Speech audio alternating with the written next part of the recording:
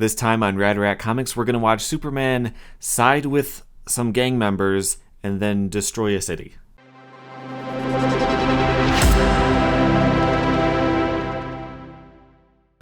Welcome back to Rad Rat Comics, a channel all about comic books and the weird stories within them. I usually like to look at some stories that are a bit older, like from the 60s or so.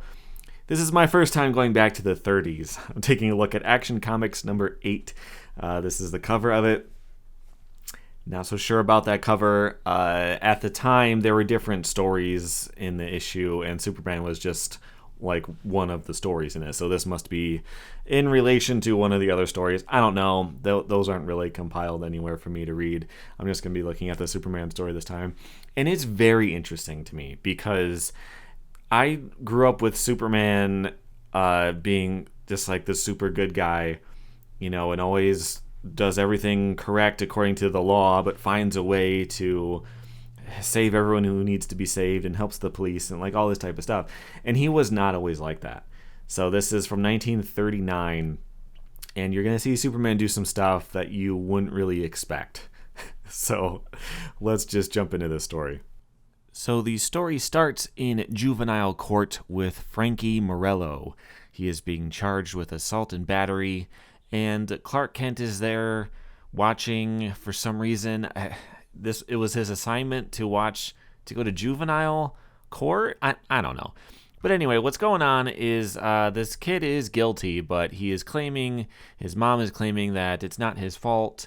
The place that they're from, the kids don't have a lot of choices. And there's this gang of kids here, and they're upset with Gimpy. So Gimpy is the fence that they all steal for, and he promised to take care of them if they ever get pinched.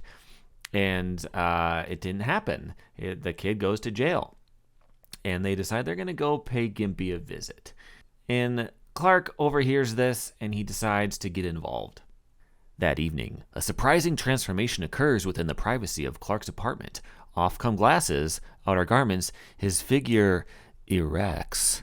And a few moments later, the meek reporter's figure is replaced by that of the dynamic Superman. The boys don't know it, but they're going to have another attendant at their meeting. A forward dive through the window, and Superman is off on his errand of mercy. Shortly later, clinging to a tenement above the urchin's headquarters, the Man of Steel gets an earful. And so it's these kids clearly deciding that they're going to beat up Gimpy for not helping out their buddy there. And he's got a fat stack of cash on the table that they are trying to get a cut of, but he won't give them any. But what he does give them is another job. Money. Sure, you can have it. Lots of it. I was just going to get in touch with you about it. Here are slips for all of you. On each slip is the address of a home where a big haul can be pulled tonight. Pull the job and I'll pay off big. Sounds okay to me. Thanks, Gimpy.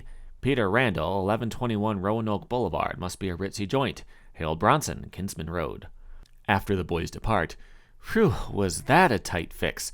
Now to tip off the police and get rid of them kids like I did Frankie. They're getting too tough to handle. Hello, police headquarters. This is a friend. Robberies are going to be pulled tonight at the homes of Peter Randall, Harold Bronson. But Superman intervenes. He rips the phone out of the wall, he threatens him, and then he beats the crap out of him by slamming him against all of his fine china in his china cabinet. Never mind who I am. I'm going to give you just 1 hour to get out of town. If you don't, I will. See that you do. And then he dunks him in a barrel of tar, which is pretty cruel, but I enjoyed it. And so Superman decides he's going to get involved. And I keep phrasing it that way because it's not the way you would think Superman would get involved. He decides he's going to rescue these kids from the police. Meanwhile, Box Ears drops into the grounds of Peter Randall's estate. Oh boy, this ought to be a big haul, and a cinch. But unknown to Box Ears, Gimpy had tipped off the police. If that call was the work of a practical joker. No, look! Someone's creeping along the lawn of the estate. Don't move! The cops! At that instant, Superman swoops down out of the sky and snatches up Box Ears from under the very hands of the police. Hey, what? Sorry, you can't have him. He's mine. Stop. We command you to stop. Am I dreaming? He jumped out of sight. And Superman goes on to rescue all of the gang members from various levels of police involvement. This next one has actually been arrested and is in the police car, and he picks up the back axle so the wheels will stop going, and then he pulls the kid right out, just steals him from the cops. This next one has stolen all of the silverware, and Superman stops him. He throws the silverware back in the house. He takes all the kids and gets them back together. But what's going on? Boy, can he run. Is he a copper? No, he ain't, 'cause he made a monkey out of him. Where are you taking us? Back to the tenements. Now that you've brought us here, what do you want? Just to talk to you. Now try to pay attention to what I say. You've gotten it into your head somehow that it's smart to steal, that stolen money is easy dough. But that's not true. No doubt you've already learned that no matter how much you bring in, Gimpy keeps the lion's share. Yeah, we only get peanuts, like I was telling Pinky the other day. Shut up, box ears, you're blabbing too much. What we get is our own business. And so Superman tells them that Gimpy is actually the one to turn them in, and they all get upset as they realize it. Then Gimpy himself arrives with a rifle. At that moment, a shadowy figure which had crept forward and listened to every word suddenly straightens erect, levels a rifle. So they're gonna get me, eh? Not if I can get them first. Eat lead, you little rat. Gimpy!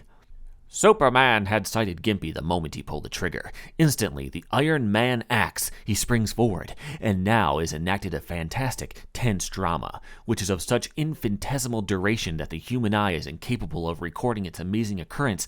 Superman races the bullet, and actually succeeds in beating it to its target. This must be the first time in all history that the target hit the bullet. His impenetrable skin unharmed by the bullet, Superman springs at Gimpy. When I told you to leave town, I meant business. No, don't! Propelled by Superman's toss, Gimpy sails out, through the night, and lands with a splash in the river. Help! And this is the kind of thing I was talking about. So he dunks the guy in tar, which may or may not kill him. Like, probably not, but if his mouth was open and he swallowed a bunch of tar, like, he could have died then, and Superman just dunked him in and left. This time he throws him into the ocean and just doesn't care. You know, yeah, I feel like if this was written at a different time, well, he wouldn't have done that. He would have, like, bent a metal bar around him to, like, tie him up or something like that. He just throws him in the water. If he dies, he dies. Who cares? As Superman stares after Gimpy, Nick seizes the opportunity. He sneaks upon him from behind and crashes a wrench downward. Oh my gosh, it bent. What was that?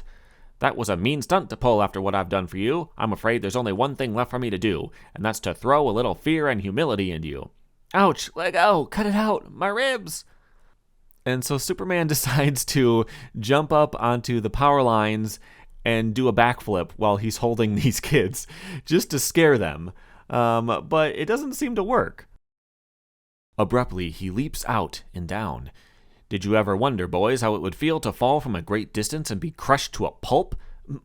My gosh, he did it! When they alight, well, here you are, safe and sound. How would you like to do it again? Again?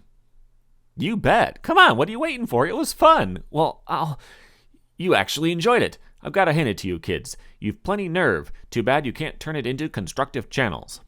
Any guy who can do what you do, mister, is okay with us. You're swell, and we'd give anything to be like you. If being clean and honest is your code, then it's going to be ours too. That's fine, boys. It's not entirely your fault that you're delinquent. It's these slums, your poor living conditions. If there was only some way I could remedy it. At that moment, fate takes a hand in the form of several shouting newsboys. Extra, extra, cyclone, hundreds homeless. Superman secures a copy. I've got it. Okay, pay close attention to this newspaper. Cyclone hits Florida, cities laid waste. Government rushes aid, will erect modern housing projects. And so Superman sends the kids on a mission without explaining. He's sent them all to tell everyone in the city to evacuate their homes. A few minutes later, people on the far fringe of the slum area are puzzled to hear a series of crashing rumbles which grow louder with each instant. What is it? Good Lord, sounds to me like an earthquake, a hurricane. But they are mistaken, for the source of the sound is a one-man cyclone, Superman. So the government rebuilds destroyed areas with modern cheap rental apartments, eh? Building after building crashes before his attack. Then here's a job for it. When I finish, this town will be rid of its filthy, crime-festering slums. Not bad. Haven't had such a fine workout in a long time. Here's one fire trap less.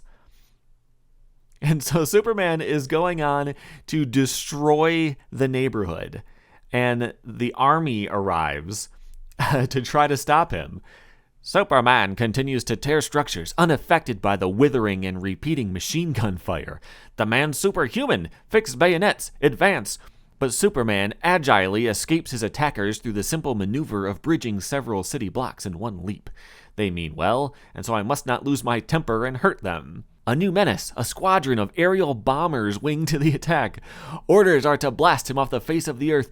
Superman is struggling with a huge edifice which refuses to fall when, doggone it, it won't. What's that drone? Bombers! Nimbly, he races through the streets, explosions dodging his footsteps as the frantic aviators seek desperately to eliminate him. Keep it up, boys. At this rate, the job will be finished sooner than I expected, with your assistance. Abruptly, Superman vanishes from sight. Behind him, he leaves what formerly were the slums, but now a desolate shambles. During the next weeks, the wreckage is cleared, emergency squads commence erecting huge apartment projects, and in time, the slums are replaced by splendid housing conditions. Within the police chief's office, Chief Burke is interviewed by Clark Kent. You can tell your readers that we'll spare no effort to apprehend Superman, but off the record, I think he did a splendid thing and I'd like to shake his hand. You know, Chief, strangely enough, I feel the same way. Okay, so we're at the point in the video where I like to attempt to recap what happened in the issue, all right? So Superman heard about a gang and how the gang boss is mistreating the gang members, right? So he decides to save the gang members by like breaking up the gang, I guess. And then he, in a like kind of heartfelt social commentary type of way, realizes that it's the environment that they are from, and it's not necessarily that these are bad kids. It's just that they don't have much of a choice. So he destroys the entire neighborhood, knowing that the government will rebuild cheap apartments. So like if you owned a home there, like an actual house, it got destroyed by Superman, and now you have to rent from a high-rise in the projects. That's the solution. So Superman decided to help by like tricking the government into forcing them to help, but the solution isn't great. Like, yeah, there's a bunch of high-rise apartments now, but like you destroyed everybody's stuff, and the only way they would have gotten out is if these young gang kids were able to convince you to leave.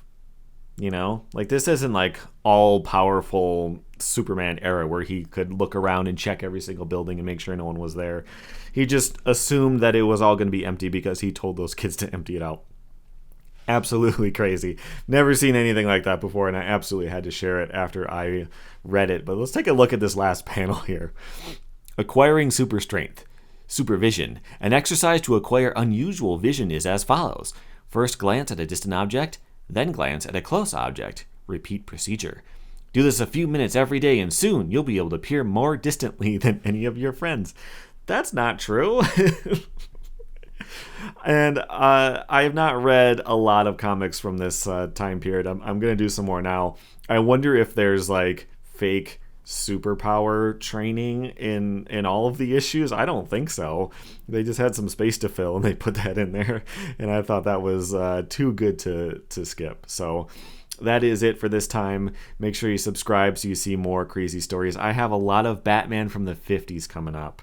I have already clipped out all the panels from a few issues that are just unbelievably good. So make sure you subscribe so you don't miss those, and I will see you then. Thanks for hanging out.